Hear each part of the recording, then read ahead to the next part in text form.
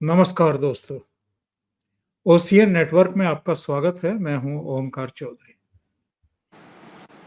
कांवड़िए हरिद्वार से, ऋषिकेश से और ऊपर से भी जल लेकर के, पवित्र जल लेकर के शिवालयों की ओर जा रहे हैं और हमने पिछले 15-20 वर्षों में देखा है कि इनकी संख्या बढ़ती ही जा रही है।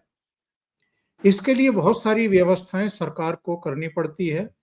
जिन-जिन जिलों से ये होकर के गुजरते हैं, वहाँ के जिला प्रशासन, वहाँ की पुलिस, वहाँ की सारी व्यवस्थाएँ और अब तो कांवड़ संघ बन गए हैं। बहुत सारे ऐसे सेवा संस्थान हैं, अलग-अलग सेक्टर के लोग हैं जो इनके लिए सड़कों के किनारे सेवा भाव से इनके रहने की, इनके आराम करने की, चिकित्सा वगैरह की भेड़ और देना। खाने खाने की दूसरी तमाम चिंताएँ करते हैं और व्यवस्थाओं में जुटे हुए रहते हैं। लेकिन हमने ये भी देखा है कि कहीं कोई ज़रा-सी व्हीकल टच हो गई या कुछ और ऐसा काम हो गया, तो इन्हीं में कुछ ऐसे लोग भी होते हैं, जो जितनी बड़ी घटना वो नहीं हुई होती है, उसके कई गुना वहाँ पर एक तरीके से सीन क्रिएट कर देते हैं। व्हीकल्स को तोड़ना, आगजनी कर देना, लोगों को पीटना, इस तरह की वारदातें भी बढ़ी हैं। और चूँकि ये सोशल मीडिया का ज़माना है, तो ऐसे में ये चीज़ें अब केवल उस लोकल एरिया तक सीमित नहीं रहती हैं। ये मिनटों, सेकंडों में पूरे देश में और विदेशों में भी चली जाती हैं कि जो सनातनी हैं, जो हिंदू हैं, जो शिव भक्त हैं और जो पवित्र जल लेकर के शिवालयों की तरफ बढ़ रहे हैं, वो संयम का, अनुशासन का परिचय नहीं दे रहे हैं, उदारता का परिचय नहीं दे रहे हैं और आप जानते हैं कि जो सनातनियों को बदनाम करने के लिए ही बैठे हुए हैं और जो मौके की ताड़ में रहते हैं कि कब मौका मिले और जिनको इन पर राजनीतिक रोटियां सेकनी है, वो भी अपना काम शुरू कर देते हैं। और इधर हमने देखा है, एक जगह सीआरपीएफ के जवान के साथ मारपीट होते हुए देखी है, कई व्हीकल्स में, कई यात्री बसों में तोड़-फोड़ करते हुए देखा है, कोई मोटरसाइकिल से टकरा गया है, तो फिर उस मोटरसाइकिल वाले को तोड़ते हुए लोग देखे हैं। योगी आदित्यनाथ ने इशारों-इशारों में थोड़ा-सा हिंट तो 2 दिन पहले भी दिया था, लेकिन आज वो मेरठ में थे और मेरठ में उन्होंने जहां कांवड़ियों पर, शिव भक्तों पर पुष्प वर्षा की, वहां माइक पर आकर के उन्होंने सारी जानकारी देते हुए कि सरकार कितना उनकी आस्था का, उनके विश्वास का सम्मान करती है और उसके अनुरूप व्यवस्थाओं में लगी रहती है। इसके बावजूद अगर कहीं-कहीं इस तरह की घटनाएँ हो रही हैं, तो उनका मानना ये है कि ये कुछ तत्व कांवड़ियों के बीच में घुस गए हैं, जो जानबूझ करके इस तरह की हरकतें कर रहे हैं और कांवड़ यात्रा को बदनाम कर रहे हैं। तो उन्होंने चेतावनी दी है कि जो कांवड़ संघ हैं, वो इनकी पहचान करें, इनको अपने आप से अलग करें, पुलिस को, प्रशासन को इसकी जानकारी दें और इन सब के पोस्टर भी लगाए जाएँगे जब कांवड़ यात्रा समाप्त हो जाएगी, जलाभिषेक पूरा हो जाएगा। मेरे साथ 2 खास मेहमान जुड़ रहे हैं। जालंधर से जुड़ रहे हैं बाबा रामदास जी और लखनऊ से जुड़ रहे हैं वरिष्ठ पत्रकार वीरेंद्र नाथ भट्ट साहब। दोनों को जोड़ करके इस चर्चा को हम आगे बढ़ाते हैं।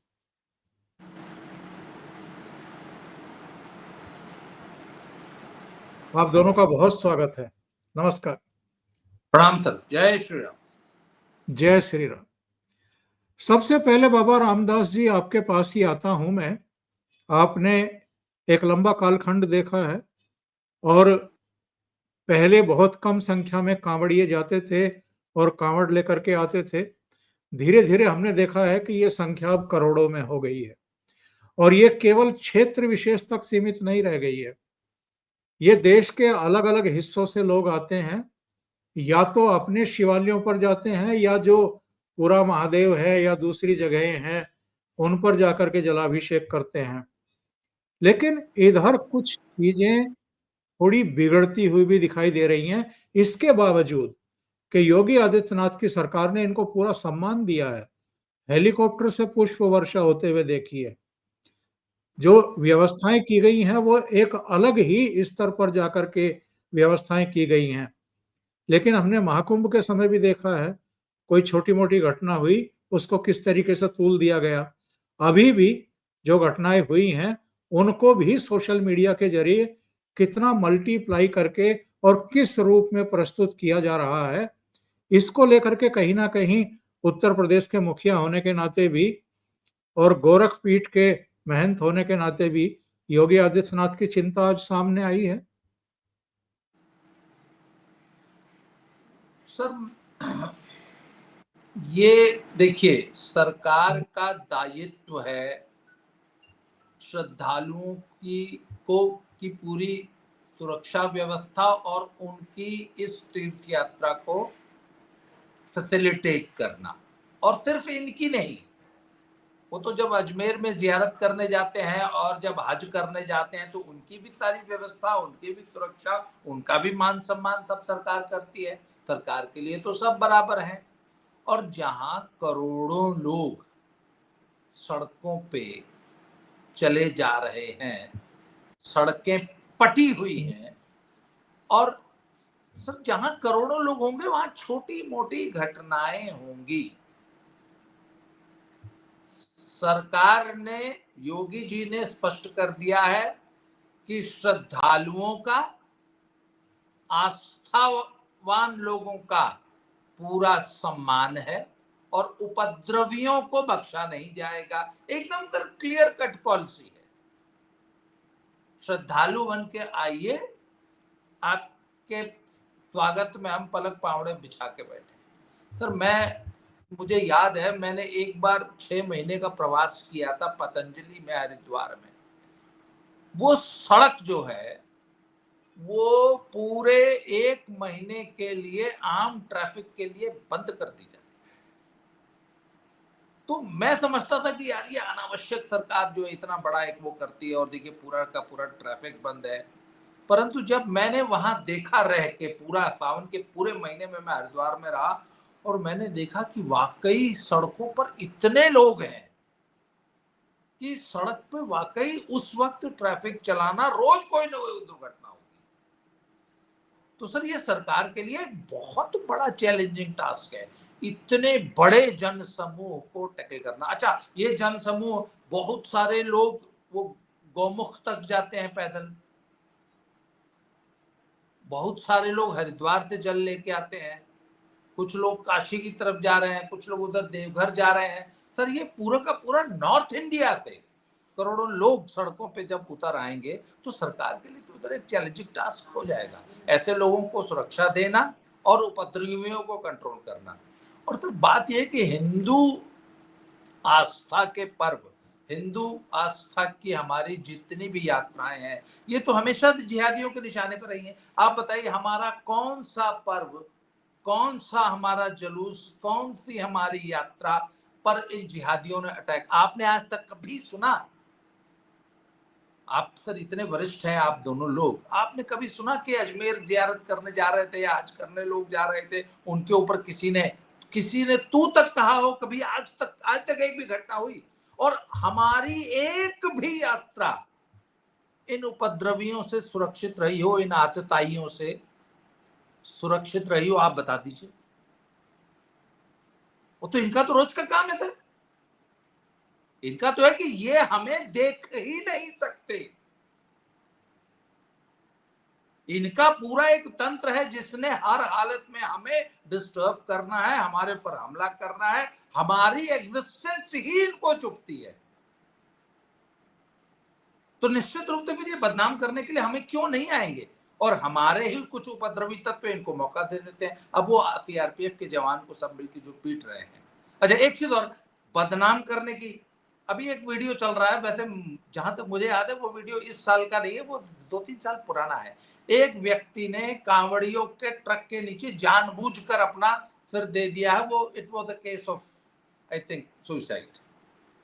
अब उस पे वहां के स्थानीय लोगों ने हमला कर दिया कांवड़ियों के ट्रक पे, जबकि वो तो बाई चांस क्या हुआ कि उसकी रिकॉर्डिंग आ गई कि वो जानबूझ के चलते हुए ट्रक के नीचे जो है पिछले पहिए के नीचे उसने अपना सिर दे दिया है। पर जो ये तो भला हो सोशल मीडिया का सर, सोशल मीडिया ने सबसे बड़ा भला किया है कि एटलीस्ट हम अपनी बात कह तो सकते हैं। अब सच्चाई तो पब्लिक के सामने आ जाती है कि नहीं असल में क्या घटना हुई थी। तो सर ये तो देखिए ऐसे ही लगा रहेगा। योगी जी ने जो व्यवस्थाएं दी, मैं भी गया था, सड़कों के किनारे सर लंगर लगे हुए हैं। एक और बड़ी शानदार तस्वीर सोशल मीडिया पे चल रही है कि एक ऑन ड्यूटी इंस्पेक्टर महिला एक कांवड़िए के पैर दबा रही है, उसके पैरों में छाले पड़ गए हैं, उसको मलहम लगा रही है। सर इससे बड़ी बात आप क्या कहेंगे? इससे बड़ा संदेश समाज को क्या देंगे? ये एक सरकार पुष्प वर्षा कर रही है और सरकार का एक नुमाइंदा, एक अधिकारी, एक इंस्पेक्टर वर्दी में एक श्रद्धालु के पैरों में मलहम लगा रहा है, उसके पैर दबा रहा है। लेकिन तो अखिलेश यादव को यह बर्दाश्त नहीं हुआ। हाँ, तो इनको ये कैसे बर्दाश्त कर सकता है? तो सर ये तो, और योगी जी ने जो काम किया एकदम एकदम परफेक्ट है कि जो श्रद्धालु है उसका पूरा सम्मान है और जो उपद्रवी है उसको सरकार अपने तरीके से सख्ती से निपटेगी और ऐसा ही किया जाना चाहिए। जी योगी जी को सुन लेते हैं क्या कहा है योगी जी ने, और उसके बाद वीरेंद्र जी के पास चलते हैं। जहां उत्साह और उमंग है, जहां श्रद्धा और भक्ति है, उस उत्साह और उमंग को भंग करने के लिए, इस भक्ति और श्रद्धा को बदनाम करने के लिए कुछ तत्व लगातार कुत्सित प्रयास कर रहे हैं। सोशल मीडिया प्लेटफॉर्म पर भी और प्रत्यक्ष रूप से भी ऐसे तत्वों के द्वारा यह प्रयास किया जा रहा है कि कावड़ यात्रा को बदनाम किया जाए। यह हर कावड़ संघ का भी दायित्व बनता है कि वे किसी भी ऐसे तत्व को जो कावड़ की भगवान शिव की इस पावन यात्रा को बदनाम करने का कुत्सित प्रयास करके उपद्रवी के भेष में छुपे हुए हैं, उन्हें बेनकाब करें, उन्हें हर हाल में अपने आप से दूर कराएं, अपने बीच में न घुसने दें, प्रशासन को तत्काल इसकी सूचना दें। मेरी विनम्र अपील होगी सभी श्रद्धावान शिव भक्तों से जो कावड़ लेकर के शिवालयों में जलाभिषेक करने के लिए आ रहे हैं, उन सबसे मेरी अपील होगी कि शिव लोक मंगल के देवता हैं, वे देवादिदेव महादेव हैं। लोक मंगल की उनकी कृपा सब पर समान रूप से बरसती है। हम सबका दायित्व बनना चाहिए, हम कावड़ यात्रा भगवान शिव को नमन करने के लिए, उनके प्रति श्रद्धा भाव व्यक्त करने के लिए जो ले जा रहे हैं, इसमें हम दूसरों की भी परेशानी को समझें, अपने सहयोगी कावड़ों का, अन्य शिव भक्तों का, यात्रियों का, राह चलते हुए राहगीरों का भी। प्रशासन ने पुख्ता व्यवस्था की है, लेकिन उस सब के बावजूद भी हमारा ये दायित्व बनता है कि हम भी इसको देखें। स्वच्छता के लिए भट्ट साहब, हमने महाकुंभ के समय भी देखा था, कुछ तत्व वहां भी उपद्रव कर रहे थे, उकसा रहे थे, कुछ अवांछित हरकतें कर रहे थे। इसके बावजूद के भीड़ का रेला वहां और लगभग अनियंत्रित होने की स्थिति में था। तो भी इस तरह के तत्व वहां भी व्यवस्थाओं को बिगाड़ने की कोशिश कर रहे थे। और यहाँ भी योगी आदित्यनाथ के पास तो चूंकि वो व्यवस्थाओं के मुखिया हैं, उनके पास तमाम तरह के इंटेलिजेंस उठ जाते रहते हैं, सारी चीजें उनको सूचनाएं मिलती रहती हैं। यहाँ भी आपको लगता है कि कुछ तत्व हैं जो जानबूझ करके इस तरह की हिंसा, तोड़-फोड़, आगजनी, मारपीट उस पर उतारू हैं? देखिए, नरेंद्र मोदी के प्राइम मिनिस्टर बनने के बाद और विशेषकर योगी आदित्यनाथ के यूपी का मुख्यमंत्री बनने के बाद जिस तरीके से ये पूरा उत्तर प्रदेश अगर अगर उत्तराखंड को जोड़ लें तो ये देवभूमि है। यहाँ केदारनाथ है, यहाँ बद्रीनाथ है, यहाँ हरिद्वार है, ऋषिकेश है, मथुरा है, काशी है, अयोध्या है और नैमिषारण्य है सीतापुर में। और और पूरे देश में जो गंगा का प्रवाह है उसका सर्वाधिक हिस्सा यूपी जो है गुजरता है उत्तर प्रदेश से। और जो दूसरी पवित्र नदी है उसका भी सर्वाधिक हिस्सा जो है यूपी से गुजरता है उत्तर प्रदेश से। और दोनों नदियों का संगम ही उत्तर प्रदेश में होता है। काशी में ज्योतिर्लिंग भी है। तो तो और इस प्रदेश में पिछले 8 सालों में योगी आदित्यनाथ जी ने जो सांस्कृतिक जो जो सनातन संस्कृति का जो पुनर्जागरण है, जो रिवाइवल है, जो सभ्यता लाखों करोड़ों टन रेत के नीचे दबी हुई थी, जिस तरीके से हजारों मंदिरों का का रिवाइवल हो रहा है और जिस तरीके से सनातन अर्थव्यवस्था का जो रिवाइवल हो रहा है, जो जागरण हो रहा है और एक तरीके की जो नई सनातन संस्कृति का जो विस्तार हो रहा है और जो इस देश में पिछले 100 वर्षों से बल्कि अंग्रेजों के ज़माने से जो जाति का ज़हर यहाँ फैलाया गया है, उसको साफ करने का काम हो रहा है। ये काम इतना बारीक, इतना सटल और ये प्रक्रिया इतनी स्लो होती है कि हमको ये भौतिक रूप में हम इसको क्वांटिफ़ाई नहीं कर सकते। और ये कांवड़ यात्राएँ जो होती हैं, ये भारत की जो जैविक एकता है, जो ऑर्गेनिक यूनिटी है, ये उसका प्रतीक है। भारत भूमि का वर्णन आपको वेदों में ऐसे ही नहीं मिलता है। ये 1648 की जो यूरोप की वेस्टफैलिया ट्रीटी के तहत बना हुआ एक नेशन स्टेट नहीं है। यहाँ पे जो वेस्ट का कॉन्सेप्ट है, वो है यूनिटी इन डाइवर्सिटी। हमारे यहाँ डाइवर्सिटी इन यूनिटी है। तमिलनाडु का आदमी भी कांवड़ यात्रा लेके जाता है। नागालैंड का आदमी भी कांवड़ यात्रा लेकर के देवघर झारखंड के मंदिर में जाता है। मिजोरम का आदमी आज भी आता है, जबकि वहाँ हिंदू बचे होंगे मुट्ठी भर। तो ये हमारी जैविक एकता का प्रतीक है, जिसका और इसका उल्लेख विष्णु सहस्त्रनाम में भी है और तमाम पुराणों में भी है। तो इस संदर्भ में जिस तरीके की जो हमारी जो हजारों लाखों साल पुरानी जो संस्कृति है उसका जो पुनर्जागरण हो रहा है, उसका प्रतीक है कुंभ, उसका प्रतीक है कांवड़ यात्रा, उसका प्रतीक है हर साल और भारतीय संस्कृति कभी जो है हम कभी मातम नहीं मनाते, हम कभी शोक नहीं मनाते। हमारी संस्कृति ही उत्सव धर्मी है। हमारे यहाँ हर दिन त्योहार होता है। नहीं होता है तो महीने में 2 बार तो होता ही है।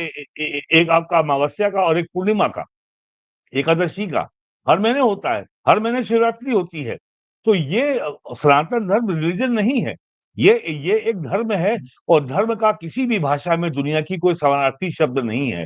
तो इतनी विशाल और प्राचीन विरासत जो है, जो 1000 साल के क्रिश्चियनिटी, इस्लाम और कॉलोनियल पावर ब्रिटेन, फ्रांस, पुर्तगाल के हमले के बावजूद बची रही, हम कितने अनूठे लोग हैं इसका हमें अंदाजा नहीं है, हमें एहसास नहीं, हमें अनुभव नहीं है। तो इस संदर्भ को देखते हुए मैं मेरी सारे कांवड़ यात्रियों से ये मेरा अनुरोध है कि अपने ऐतिहासिक जिम्मेदारी का जो आपको बोध है, उसको समझें। अपने स्वयं बोध को समझें, अपने अपने और अपने शत्रु बोध को समझें, अपने इतिहास बोध को समझें, अपने कर्तव्य बोध को समझें, जो बार-बार ये बात प्राइम मिनिस्टर मोदी भी कह चुके हैं 15 अगस्त को लाल किले की प्राचीर से। तो आपको तो ये जो कानून व्यवस्था की जो आप हरकत का जो समस्या खड़ी करते हैं, जगह-जगह मारपीट कर देते हैं, जिस तरीके से मिर्ज़ापुर में सीआरपी के सिपाही को रेलवे स्टेशन पे बिना किसी कारण पटक पटक के मारा गया, बुरी तरह उसको उसको चोट लगी। ये घटनाएं आप ऐसी घटनाएं करके आप शत्रुओं को ताकत दे रहे हैं, जो सनातन के शत्रु हैं, जो संस्कृति के शत्रु हैं, जो इस देश के शत्रु हैं। तो हमको जो है ये एक एक हिस्टोरिकल पॉलिटिकल कॉन्टेक्स्ट में सोचना चाहिए। संख्या अगर कांवड़ियों की बढ़ी है, तो उसी अनुपात में अनुशासनहीनता और हिंसा भी बढ़ी है। आप प्याज को लेके भड़क जाएंगे, लेकिन सोशल मीडिया पे शराब खरीदते हुए की फोटोएं खूब सोशल मीडिया पे चल रही हैं, वीडियो चल रहे हैं। ये सारी बातें हमें ये हमारे लिए बहुत ही लज्जा का आधार बनती हैं, बहुत बहुत शर्मनाक घटना बनती हैं। और हमें सामाजिक स्तर पर, पॉलिटिकल स्तर पर आपको डिफेंड करना, आपका बचाव करना कठिन हो जाता है कि आप प्याज को लेके भड़क गए, लेकिन कांवड़िए लाइन लगा करके हाईवे पे पड़ने वाली दुकानों में शराब खरीद रहे हैं। तो ये सारी बातों को देखते हुए जो काम योगी आदित्यनाथ जी कर रहे हैं, उसके महत्व को समझें, उनके हाथ को मजबूत करें और ये याद रखें, ये केवल इसलिए संभव हो पाया है कि योगी आदित्यनाथ जैसा व्यक्ति इस उत्तर प्रदेश का मुख्यमंत्री बना है। और ये मान के चलना कि योगी आदित्यनाथ जी किसी मंदिर के महंत हैं और या पुजारी हैं, नहीं, वो किसी मंदिर के पुजारी नहीं है, वो मुख्यमंत्री हैं। और उनको अपने सांस्कृतिक ऐतिहासिक दायित्व का बोध है और इसी काम को वो निष्ठा के साथ कर रहे हैं। तो कम से कम उनके लिए तो परेशानी ना खड़ी करें। आज जो योगी आदित्यनाथ को कहना पड़ रहा है 8 साल मुख्यमंत्री रहने के बाद, ये अपने आप में ही बहुत ही जो है बड़ा एम्बैरेसिंग है और बहुत शर्मनाक है कि मुख्यमंत्री को ये करना पड़ रहा है। तो छोटी-सी बात पे जो है हमला कर देना, गाड़ियाँ तोड़ देना और ये पुलिस को इंटरवीन करने के लिए मजबूर करना, इससे बचना चाहिए। और ये कांवड़ यात्रा कोई पिकनिक नहीं है, ये पर्यटन नहीं है। ये भारत की सनातन जैविक एकता का प्रतीक है और ये उसको रीइंफोर्स करता है और ये एक आध्यात्मिक यात्रा है। अगर हरिद्वार जाकर के अगर कोई तीर्थ यात्री है और वो हरिद्वार, ऋषिकेश और केदारनाथ जाता है, वो वहां भी जाके शराब की बोतल ढूंढता है, तो भाई वहां जाने की जरूरत क्या है? ये काम तो आप दिल्ली, लखनऊ बैठ के कर सकते हो, अगर शराब ही पीनी है तो। तो यदि आप में आध्यात्मिक चेतना नहीं है, तो कृपया इस यात्रा से आप दूर रहें। आप ना शामिल हों। ये पिकनिक नहीं है। ये कोई हमें ये इस्लाम के तरीके से ये कोई हमें हिंदुओं को शक्ति प्रदर्शन के लिए इस पवित्र महीने का प्रयोग हमें नहीं करना है। हमें हमें शक्ति नहीं दिखानी है। तो हमारी शक्ति हमारी संस्कृति है, हमारी शक्ति हमारी आध्यात्मिकता है, हमारी शक्ति हमारी विरासत है, वेद की, उपनिषद की, पुराण की। तो ये सब जो घटनाएं हो रही हैं कांवड़ यात्रा में, ये निश्चित तौर पर इनकी निंदा करनी चाहिए और ऐसा मौका नहीं आना चाहिए कि मुख्यमंत्री योगी आदित्यनाथ जो आज जो उनको कहना पड़ा, वो उनको दोबारा कहना पड़े। क्योंकि अधिकांश लोगों को इस बात का अनुभव नहीं है, इस बात का उनको आकलन नहीं किया उन्होंने, उनको अंदाजा नहीं है कि सांस्कृतिक, ऐतिहासिक और हमारी विरासत की दृष्टि से ये कांवड़ यात्रा कितनी महत्वपूर्ण होती है। और ये पूरे देश में होती है। खाली हमारे यहाँ हर नदी पवित्र है, चाहे वो नर्मदा हो, चाहे वो गोदावरी हो, चाहे वो तुंगभद्रा हो, चाहे वो कृष्णा हो, चाहे वो महानदी हो उड़ीसा की। हर नदी का जल हमारे यहाँ पवित्र माना जाता है और नदियों को पवित्र माना गया है। गंगा को माँ माना गया है, यमुना का भी यही दर्जा है। तो हमें और भारतीय संस्कृति प्रकृति धर्मी है। हमारा कोई गॉड ऊपर आसमान में नहीं बैठा है, हमारी कोई किताब नहीं है। हमारी संस्कृति ये स्वतंत्रता हमको देती है कि जहाँ हम रहते हैं, वहाँ की जो प्रकृति है, वहाँ का जो क्लाइमेट है, उसके अनुसार हमारा जीवन चलेगा। जी। बाबा जी, आपको आवाज नहीं आ रही है?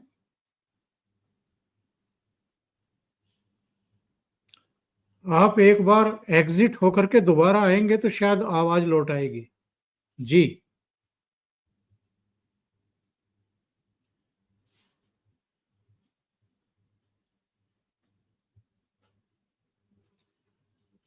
जी वीरेंद्र जी, जो हम बात कर रहे थे, अखिलेश यादव के पेट में दर्द क्यों होता है? हमने महाकुंभ के समय भी देखा, अभी भी देखा। एक लेडी पुलिस ऑफिसर अगर किसी लेडी कांवड़िए की सेवा कर रही है बैठ कर के, इस पर भी वो अलग तरीके से प्रतिक्रिया व्यक्त करते हैं। ये बीमारी क्या है इनको और ये क्यों नहीं पचा पा रहे हैं सारी जो व्यवस्थाएं सरकार कर रही है, या जिस तरीके से आस्था पर पुष्प वर्षा करके एक तरीके से उनका उत्साहवर्धन करती है, व्यवस्थाएं भी करती है, या कांवड़ यात्रा मार्ग में जितने भी ढाबे हैं, होटल हैं, जो भी हैं, उन पर क्यूआर कोड लगाने के लिए कहती है, वहां कोई मिस हैपनिंग ना हो जाए इसकी व्यवस्था करती है। तो इन लोगों के पेट में दर्द क्यों उठना शुरू हो जाता है? इनके पेट में दर्द इसलिए होता है, जैसे जैसे सनातन संस्कृति का पुनर्जागरण होगा, जैसे जैसे रिवाइवल होगा और जैसे जैसे लोगों को अपनी प्राचीन जो उनकी विरासत है उसकी शक्ति और वो कितनी विराट है उसका लोगों को अनुभव होगा। जब वो जानेंगे कि वो उनके दैनिक जीवन में कितनी महत्वपूर्ण है। मंदिर में जाके घंटा बजाना और मंदिर में जाके जलाभिषेक करना कोई कर्मकांड या कोई अंधविश्वास नहीं है। तो जैसे जैसे सनातन संस्कृति का पुनर्जागरण होगा, वैसे वैसे समाज को जाति के आधार पर बांट करके राजनीति करके हजारों करोड़ रुपए कमाने की जो उनकी राजनीति है, वो लगातार कमजोर होगी। उनको परेशानी इसलिए होती है, जब जब जब रमजान का महीना होता है, जब अखिलेश यादव मुख्यमंत्री थे, जब मुलायम सिंह यादव मुख्यमंत्री थे, तब जो मुख्यमंत्री आवास पे जो रोजा इफ्तार होता था, वहां हजारों आदमियों की भीड़ आती थी और ये हिंदू होते हुए भी टोपी पहन करके नमाजियों के बीच में खड़े होकर के नमाज पढ़ने का स्वांग करते थे और वहां सैकड़ों टन वहां पे बकरा मुर्गा खाते थे, तब उन्हें कोई दिक्कत नहीं होती थी। लेकिन अगर एक कोई महिला पुलिस अधिकारी अगर अपनी आस्था के आधार पर अपनी आध्यात्मिकता से प्रेरित होकर अगर अगर किसी कांवड़िया महिला की अगर वो सहायता कर रही है, कोई मेडिकल एड दे रही है, तो इसमें कहाँ संविधान खंडित हो रहा है भाई। और सबसे बड़ी समस्या ये है, और बाबा जी को भी इस बारे में अभियान चलाना चाहिए, सनातन धर्म धर्म है, ये रिलीजन या मजहब नहीं है। मजहब कोडिफाइड है। मजहब एक डॉगमा है, एक जड़ चीज है कि 2000 साल पहले बाइबल आ गई आसमान से, वो आपको आंख मूंद के माननी है, आप प्रश्न नहीं कर सकते। एक कुरान आ गई, आप उसको जो है वो डिवाइन है, वो अल्लाह की दी हुई है, आप उस पर प्रश्न नहीं कर सकते। भारत में और हमारी संस्कृति में हमारा कोई ऊपर वाला आसमान में नहीं बैठा, हमारी कोई आसमानी किताब नहीं है, हमारा कोई सिद्धांत जड़ नहीं है जो हमें मानना ही है। हम सनातन धर्म का मूल ही है जिज्ञासा। और ये जो बड़ा भ्रम जो पैदा किया जाता है, परंपरा वर्सेस मॉडर्न, मॉडर्न जड़ है, परंपरा चिरंतन है और वो जनता की अविरल धारा है जो लगातार प्रवाहमान है। परंपरा है जो हर क्षण बदल रही है। गंगा जल में जिस अगर आप हरिद्वार में हर की पैड़ी पे नहाए 7 बजे, तो 7:05 पे वो गंगा नहीं होगी जिसपे आप नहाए थे, वो पानी आगे चला गया। तो हमें हमारी प्रकृति की जो नैसर्गिक सुंदरता है, उसके भाव को, उसके आधार को समझना चाहिए। ये बाबा जी, और हमने अपने धर्म को कुछ कर्मकांडों तक सीमित कर दिया है, जबकि कर्मकांड का धर्म नहीं है, वो एक हिस्सा है जी छोटा जी, सा। जी जी, बाबा जी, जब अयोध्या का कायाकल्प होता है, जब भगवान राम का मंदिर बनता है, जब प्राण प्रतिष्ठा होती है, कोटि कोटि हिंदू सनातनी उस पर गर्व की अनुभूति करता है, एकजुटता का प्रदर्शन होता है। जब महाकुंभ में 65 करोड़ से अधिक हिंदू सनातनी गंगा मां में पवित्र डुबकी लगाते हैं, जब करोड़ों कांवड़िए जलाभिषेक के लिए कांवड़ लेकर के अपने अपने शिवालयों की तरफ चलते हैं, जब हिंदू एकजुट होता हुआ दिखाई देता है, तब तब ये इनसिक्योर महसूस क्यों करते हैं? तब तब ये आपा क्यों खोने लगते हैं? और सभी, केवल अखिलेश यादव नहीं, जितने भी इंडी गठबंधन के मुस्लिम तुष्टीकरण की राजनीति करने वाले चेहरे हैं, ये सब हमने असहज होते हुए देखे हैं।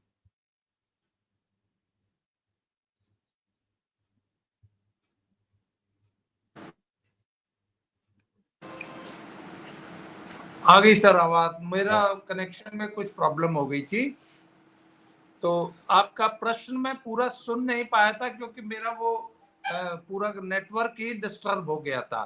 संक्षेप में मेरा प्रश्न ये है कि जब भगवान राम के मंदिर की प्राण प्रतिष्ठा होती है, जब महाकुंभ में 65 करोड़ से ज्यादा सनातनी पहुंचते हैं पवित्र डुबकी लगाने के लिए, जब करोड़ों कांवड़िए जलाभिषेक के लिए शिवालयों की तरफ जाते हैं, तब अखिलेश यादव सहित सारे इंडी गठबंधन के सहयोगी दलों के नेता इतने असहज क्यों हो जाते हैं, जो तुष्टीकरण की राजनीति ही इस देश में कर रहे हैं।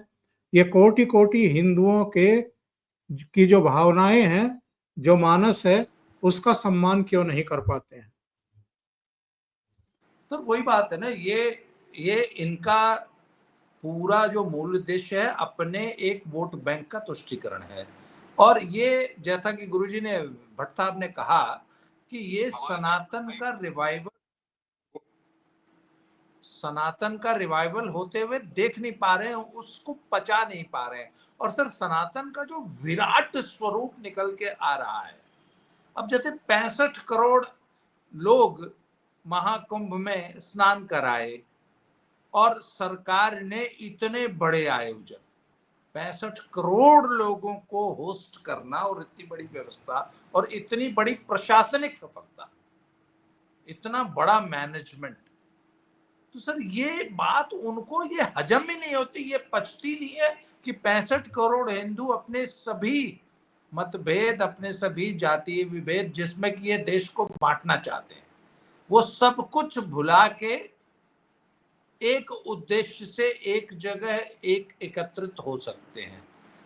और सर अब बात यह कि जो ये सनातन का जो ये जो स्वरूप है ना, हमारी जो सनातनी एकता है, ये हर रोज दिखाई देने लग गई है। अभी कुंभ का वो उतरा नहीं था, तो अभी आप देख लीजिए अपना सावन आ गया, अभी अमरनाथ जी की यात्रा शुरू हो जाएगी, तब तक कुछ और आ जाएगा। अरे अरे सर, ये चतुर्मास चल रहा है, 4 महीने त्योहार रहेंगे। दिवाली के बाद कार्तिक पूर्णिमा तक त्योहार ही रहेंगे भारत में। हाँ, तो सर ये इनका जो एजेंडा है कि भारत को जातियों में बांटो, और हमारा जो एजेंडा है कि नहीं, सभी मनुष्य एक हैं, सभी मनुष्य समान है, हमारा कोई विभेद है ही नहीं। और जैसे गुरुजी ने बहुत अच्छी बात कही, मैंने कहा हमारा कभी भी पूजा पद्धति पे तो फोकस रहा ही नहीं, हमें पूजा पद्धति से कोई दिक्कत, आप कैसे पूजा करते हैं और कहां बैठ के करते हैं, घुटना टेक के करते हैं, आपका सिर माथे पे, माथा जो है जमीन पर टिकता है, इससे हमें कोई फर्क ही नहीं पड़ता सर। हिंदुओं ने कभी भी, सनातनियों ने कभी भी किसी एक पूजा पद्धति को, एक किताब को, एक आराध्य देव, एक इष्ट को हमने तो कभी प्रमोट किया ही नहीं, जैसे मर्जी पूज लो भाई। तो सर जो सनातन का जो ये स्वरूप निकल के आ रहा है, तो इसमें सर एक बात बताऊं आपको, जो सबसे बड़ा काम कर रहा है ना, वो इंटरनेट और सोशल मीडिया कर रहा है। अच्छा, अभी गुरुजी ने बताया कि ये कांवड़ियों की संख्या लगातार बढ़ती जा रही है, सर इसमें बहुत बड़ा रोल सोशल मीडिया का है। कुंभ में जो 65 करोड़, पुराने जमाने में आप देखिए कि एक सीमा के बाद, एक समय के बाद श्रद्धालुओं की संख्या बहुत घट जाया करती थी, आजकल उसके बाद एक और हुजूम चलता है और अंत में जबरदस्ती प्रशासन को कुंभ मेला समाप्त करना पड़ा। अगर न करती तो अभी मुझे तो लगता है कुंभ मेला 4 महीना और चलता। तो चूंकि इतनी भीड़ थी और प्रशासन को, और बेचारे प्रयागराज वाले और काशी वाले जो है इतनी भीड़ देख के जो है घबराए हुए थे कि हे भगवान, हमारी तो दिनचर्या ही जो है बड़ी डिस्टर्ब हो गई, इतने लोग शहर में आ गए। इसलिए प्रशासन को और सरकार को कुंभ जो है वो समाप्त करना पड़ा, नहीं तो कुंभ अभी तक चल रहा हो। तो बात यह है कि जैसे जैसे बाइंग कैपेसिटी बढ़ी है, ऐसे ऐसे लोगों के, आपने कहा ना कि बहुत से लोगों के मन में इच्छा होती थी कि हम कुंभ हम भी नहा आते, या हम भी जल ले आते, हम भी कभी जीवन में कांवड़ ले आते, या हम भी कभी वैष्णो देवी माता के दर्शन कर लेते, या हम भी कभी अमरनाथ चले जाते थे। ऐसे बहुत से पेरेंट्स की जो है मन में एक इच्छा पल रही थी, आज बच्चे उसको पूरा कर रहे हैं, क्योंकि बच्चे पैसा कमा रहे हैं, बच्चे अपने माँ बाप को तीर्थ करा रहे हैं। और एक बात बताऊं सर, मैं तो बहुत घूमने फिरने का शौकीन आदमी हूं। मैं आज भी देखता हूं कि हिंदुस्तान का 99% टूरिज्म जो है रिलीजियस टूरिज्म है। मैंने ऐसे बहुत से लोग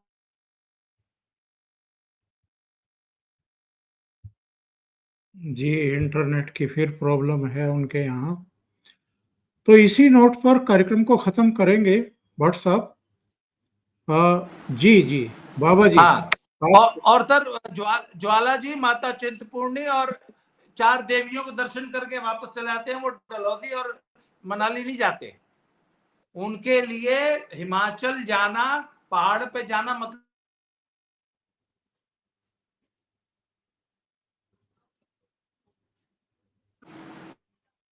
जी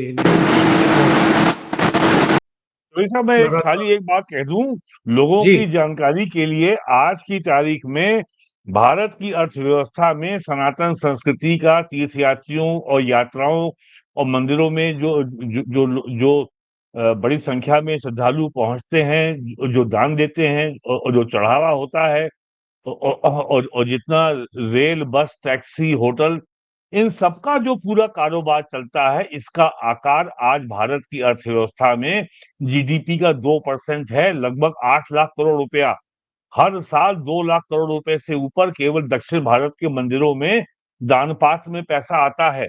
और आज काशी और मथुरा जीएसटी कलेक्शन में गाजियाबाद से आगे हैं।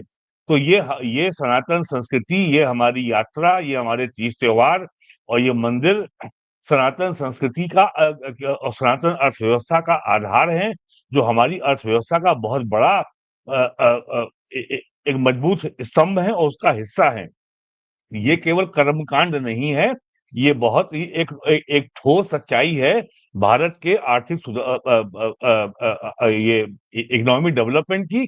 और प्राइम मिनिस्टर ने 2014 के अपने इलेक्शन कैंपेन में उन्होंने तीर्थ यात्रा नहीं कहा था, उन्होंने पर्यटन कहा था, यात्रा ही कहा था कि ये हमें इसको बढ़ाना है। और आज आप देखिए पिछले 10 सालों में भारत में सनातन संस्कृति का कितना विस्तार हुआ है। केवल बिल्कुल। काशी मथुरा को ही देख लीजिए। आज उत्तराखंड के लिए 4 धाम की यात्रा में जो यात्रियों की संख्या आ रही है, उसको संभालना हर साल की चुनौती हो गई है। ये और बहुत बड़ी चुनौती बन गई है उनके लिए। जी। बहुत बहुत धन्यवाद वीरेंद्र नाथ भट्ट जी, साहब नमस्कार। और बाबा रामदास जी, आप दोनों जुड़े और बहुत महत्वपूर्ण मुद्दे पर चर्चा की। Thank you so much. नमस्कार। नमस्कार।